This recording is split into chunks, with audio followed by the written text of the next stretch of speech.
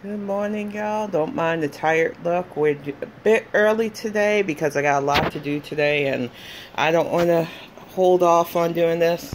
I didn't get to do this yesterday, the Fitbang, because we went to town really quick and then I got back just in time for D&D, so I was just like, nah, I'm gonna get this Fitbang taped on Monday.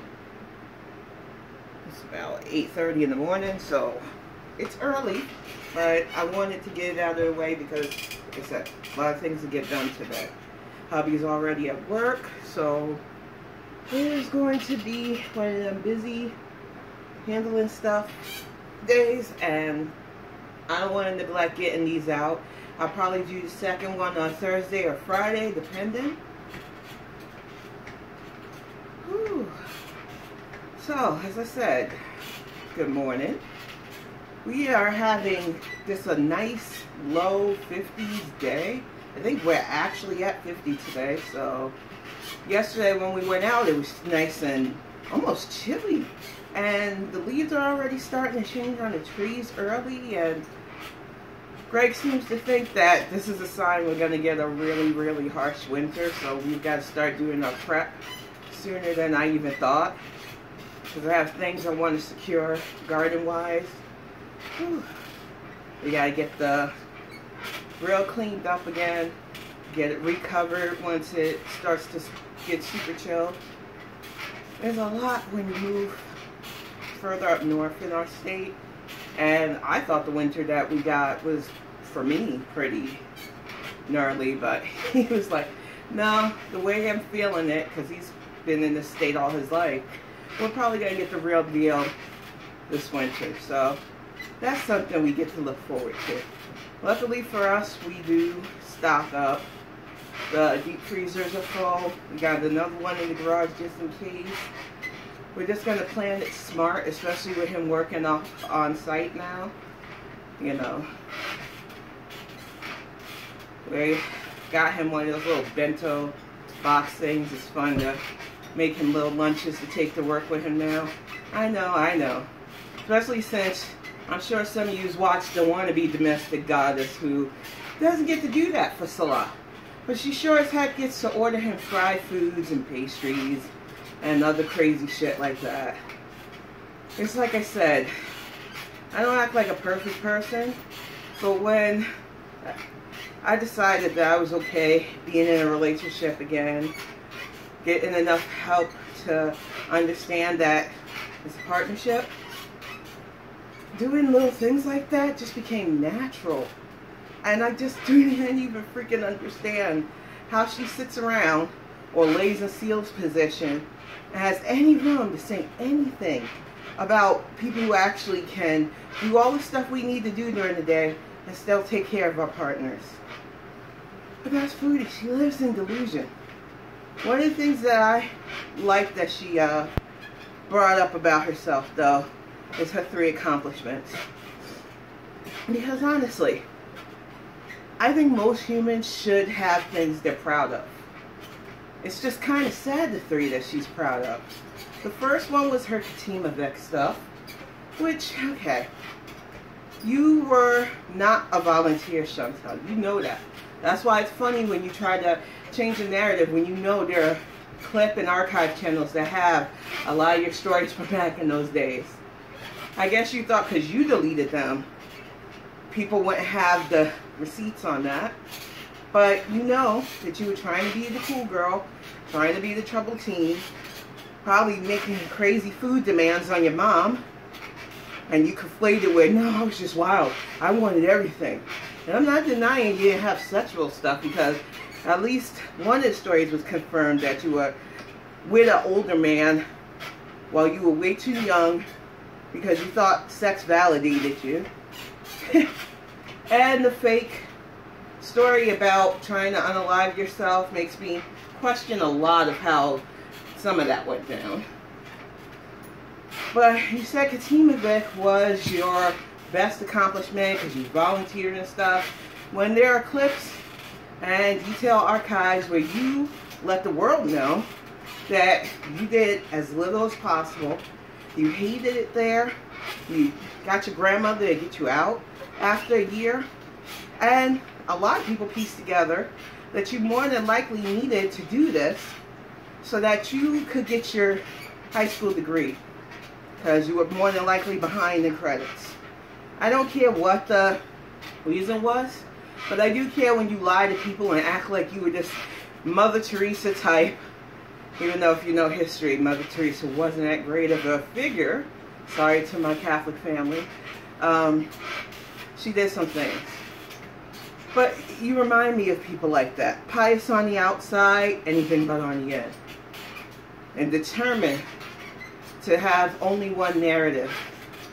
And it wasn't a volunteer thing. So that achievement, while it probably is one in your head, isn't to most of us. The second one is your YouTube career. And like I said, 100K is normally nothing to snip at. When you have 100,000 people that actually want to see and watch and listen to you, that's normally an accomplishment.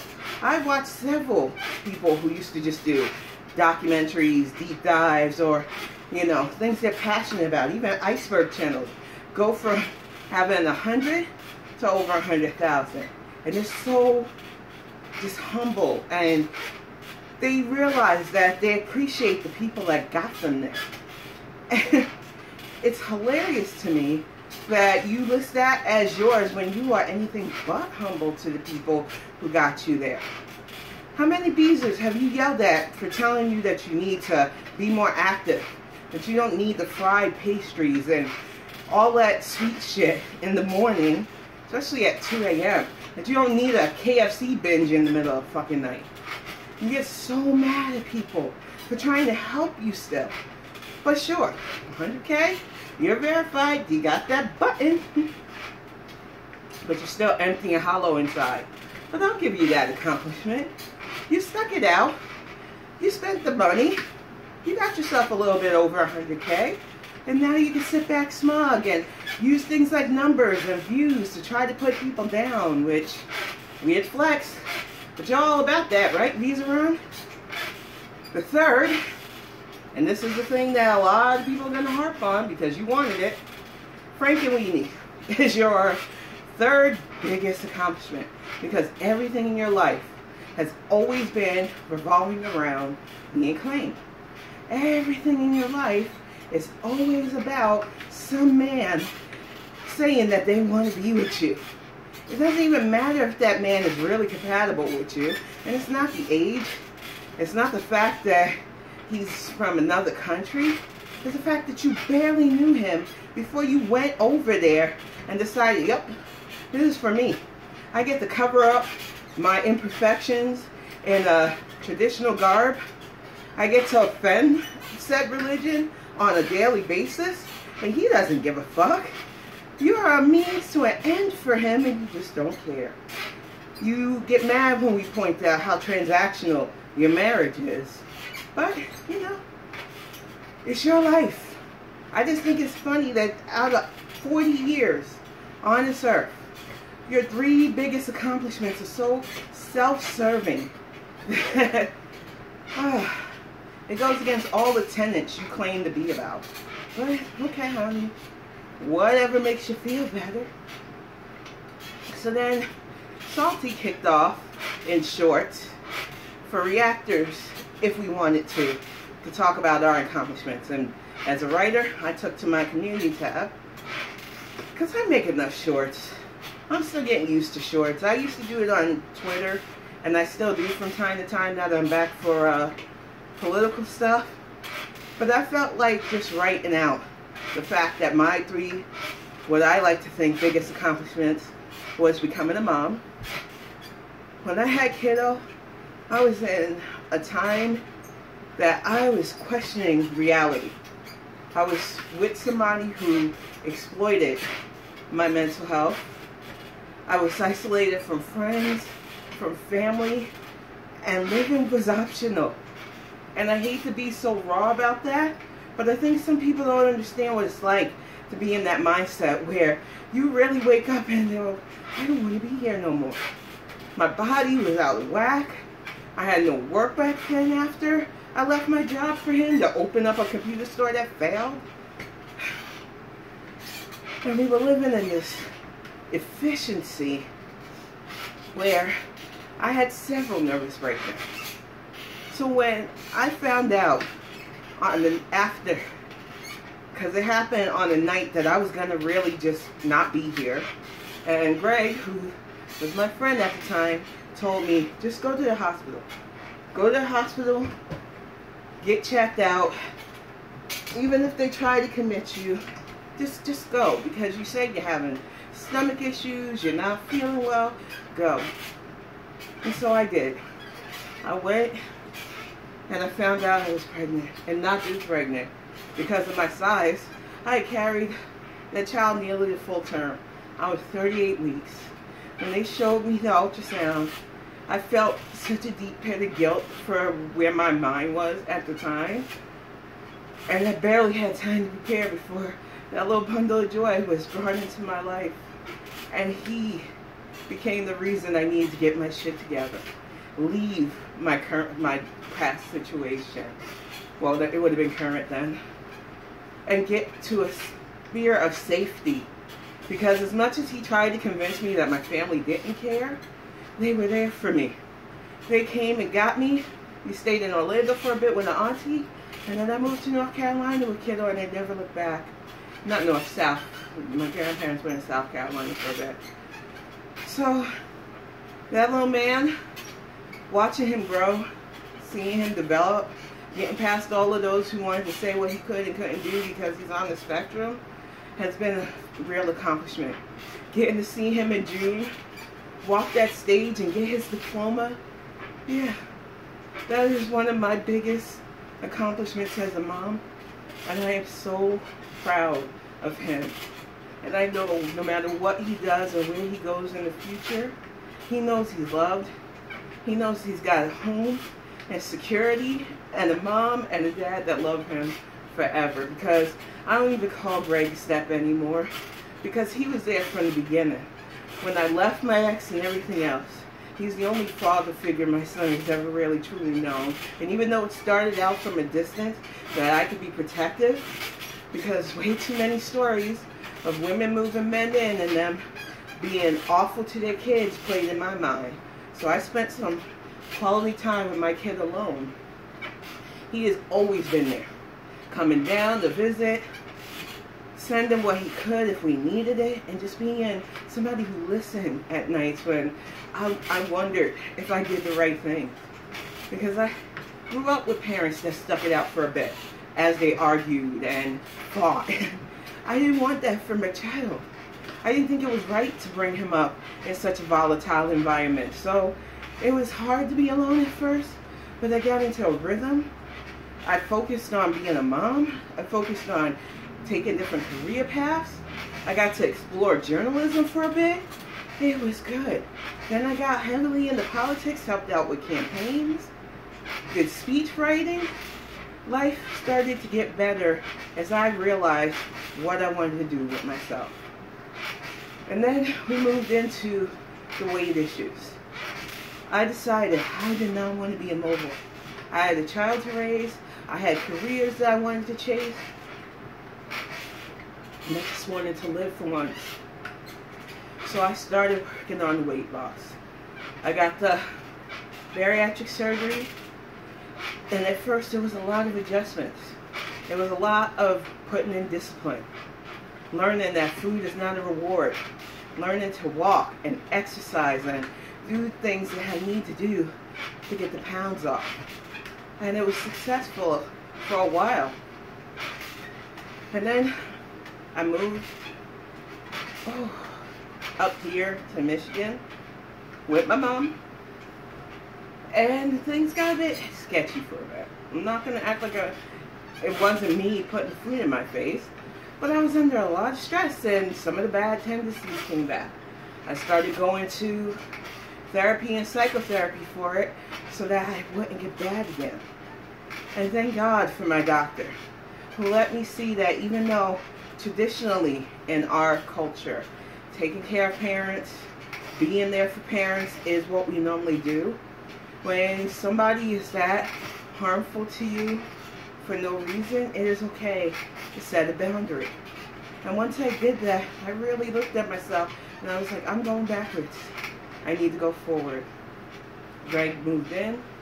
We got this recumbent bike. And I just started pumping and pumping. It's not easy some mornings to kickstart and motivate yourself to do what you need to do to get your shit right, but you gotta do it. Sometimes I don't even think about it. I just get up, make a family breakfast, put on yaba and I get going and get my routine done. Or if I want to get closer to lunch, I'll wait till it's done and then I will start exercising and lining up so that I can go from exercising, making kiddos up lunch now since I have to do his early in the morning and send him off with it. And it's just all part of having a steady routine. It's not sometimes. 5 days of the week, I make sure that I have dedicated activity fitness. And then 2 days to relax. I think anybody can do this. Even if you start at 10 minutes, 15, 20, and you just keep adding 5 minutes as it stops feeling like you're feeling tension. Add another 5 minutes once you feel comfortable and confident that you can do this. You know? I don't exercise shame anybody that's really trying. I don't exercise shame anybody that can't get it when they're in really bad shape, because you've got to start somewhere. But if you keep starting and giving up, you're never going to get to a point where you have feasible stamina. And that's a reality that I learned. But the final accomplishment, and I'm never going to stop talking about this because I had always wanted to write. I remember in junior high writing a play about the Muses and Pegasus because I loved me some Greek mythology back in the day. And going home, showing my mom the good grade I got on it and talking about how I wanted to be a writer. I had always loved weaving words together. And I remember her saying, you should probably take something a bit more stable for your income. Writers don't make money unless they're really good at it. And that was my first memory of not wanting to pursue the writing path, because when your own mom tells you that she don't think you're going to be good enough to do it, it sits with you. I was only, I believe, 13 at the time, and it was right before everything else bad just went down. And it lingered with me for so long that even when I would do speech writing, even when I wrote little short stories and poems and stuff, I had it in my head that, well, I'm doing this so that I can read it. Nobody's going to want to read my stuff. It's not a viable living path. And there was just a part of me that was living with regret, because I knew I had stories I wanted to share, but I couldn't let go those words for the longest time. And about 6 or 7 years ago, I took an idea that Greg and I had conceptualized back in 2004 and started putting it together while I was doing my customer service job, because a lot of those jobs don't really require you to think that hard. You're just answering questions for people. So I started the seeds of writing it in North Carolina. And I had the printout of the original action story, and it was all over the place, messy. But what I was able to do was cut out a lot of the shit that the story didn't need and just formulate a story with characters, a lot of them based off friends, a lot of them based off family, a lot of them based off Greg and myself. And I finally felt confident enough to write it.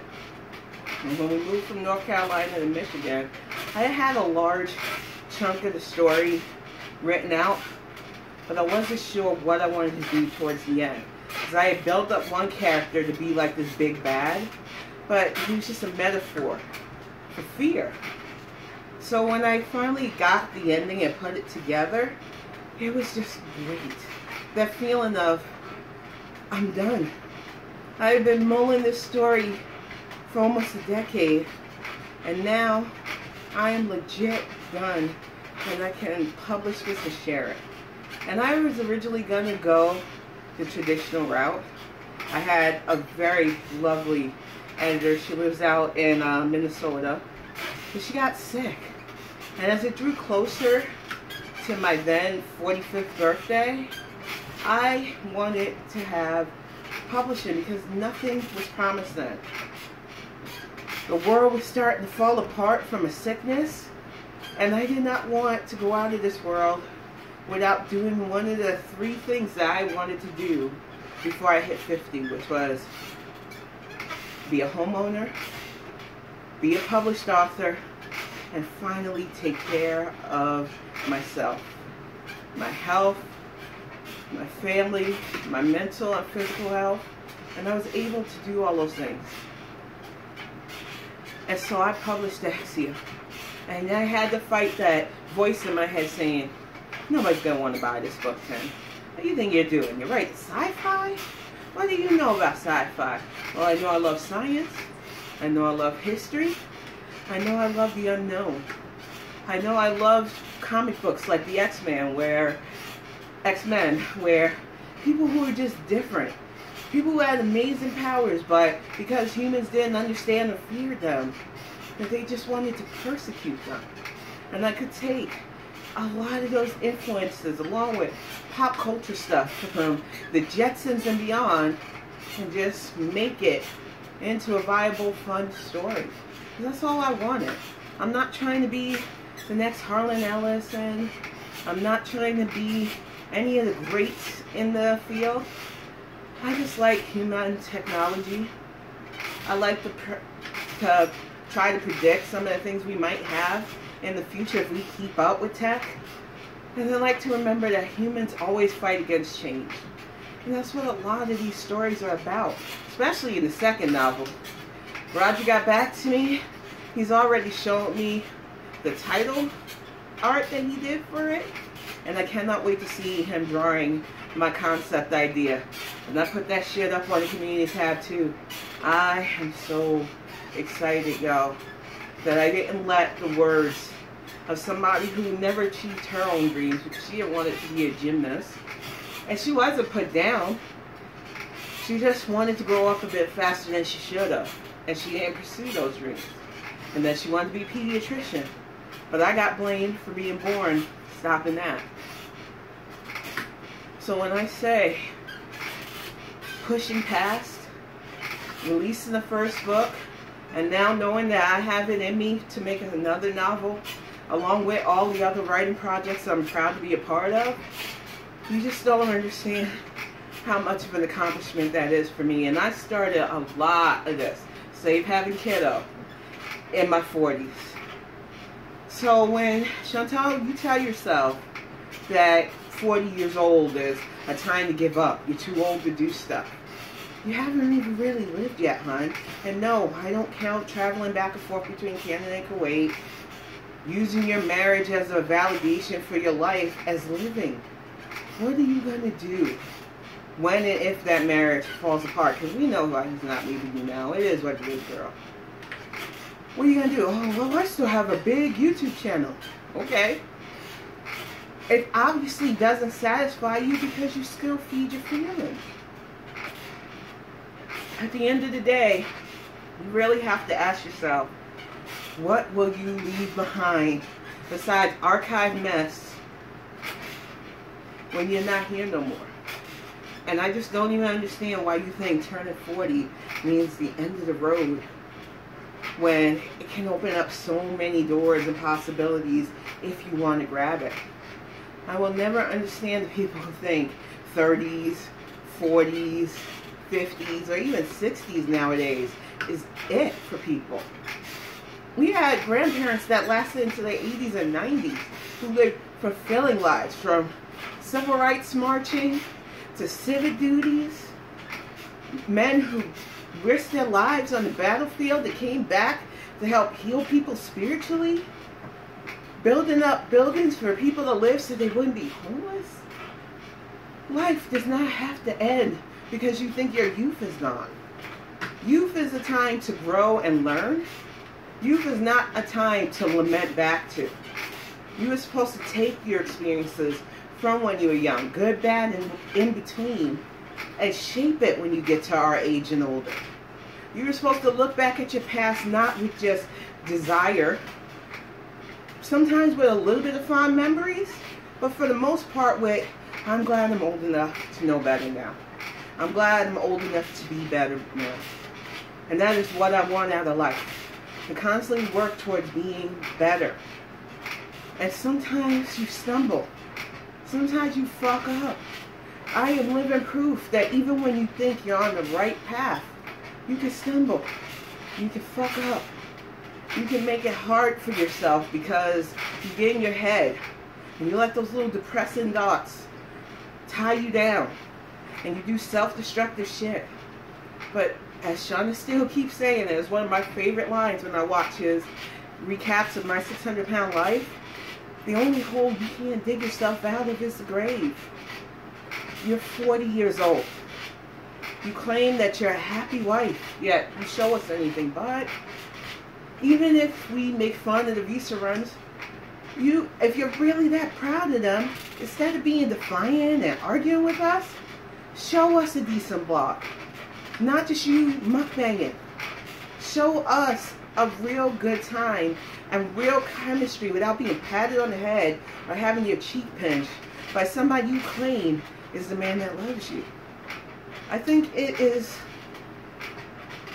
beyond ridiculous that you really think the stuff you showed in Thailand was an actual vlog. And I guess you think because you put yourself in it, it was a good vlog. But Sansa Cooks, when she went to Thailand and showed where her and her family went to visit, where her and her family went to eat, the plane, and so many things, she had put herself in the middle of it. She wanted us to see a nice side of Thailand. Beautiful view shots. Just amazing. She even allowed people who don't speak a lick of the native language know how they can communicate with drivers and stuff. So it was educational too. I think that you seem to think that because you're the star of the show, that your travel vlogs must constantly be you and Frankenweenie pretending that you have chemistry. And sometimes you'd be surprised how much views you would get if you would just show the area that you're in and just the sights. Maybe change some of that weird commercial music you use because people would be fucking intrigued by that, Chantal. You don't always have to be the center of fucking attention in your vlogs, especially your travel vlogs. When you want to show that you're a domestic goddess, instead of focusing on you huffing and puffing while you attempt to clean, have a grabber thing put on the end of your broomstick or whatever you use to clean your floors, because we never use clean your floors, but you know what I mean, and film that. Put a little soft music to that. I hate that I'm helping your channel because I know you're not going to listen to me anyway, so it don't matter. But if you really want to be a successful vlogger, you learn that less of you is more. Plain blank. But you know what, people? It's not about helping her become successful. It's just about helping anybody who watches these understand that 40 is not the end of the road. That you can hit so many goals if you put your mind to it and don't give up. Even if you have those seeds of doubt planted by people close to you, if you don't give up and you keep at it, even if it takes years, you can achieve the things you want out of life. It just takes dedication. It takes drive. It takes desire. It takes a want that can't be shaken by anything, even if you feel insecure about it after you do it. I didn't have to start sitting in front of this camera sweating my ass off for sometimes 20 minutes, sometimes 30 minutes, hopefully soon, a full hour. But I wanted people to see that it's possible. That I don't just say fat girl fitness and then shove a bunch of shit in my face and pretend like, oh, it's a weight loss channel. No, this is my daily routine. No filters, no fluff, no lies, because I don't believe in doing that. But I'm going to go get my shit cleaned up, put on some yaba, just chill out and laugh. I hope you all have a great morning. I hope you all remember that you're appreciated. Whether you watch my stuff live, whether you watch replays of it, whether you watch these Fitbangs, which are recorded, y'all. I appreciate everybody here. So thank you for sweating with me. Thank you for taking 30 minutes out of your day to listen to me as I puff on my bike, which, heifer, it's not on its last limbs. It was never on its last limbs. It might be squeaky from actual use, but that is why you can see the visible results every time I do these Fitbangs. If you want to get back to an actual viable physical health, you've got to start moving. But I will see you all soon. Thank you all for watching.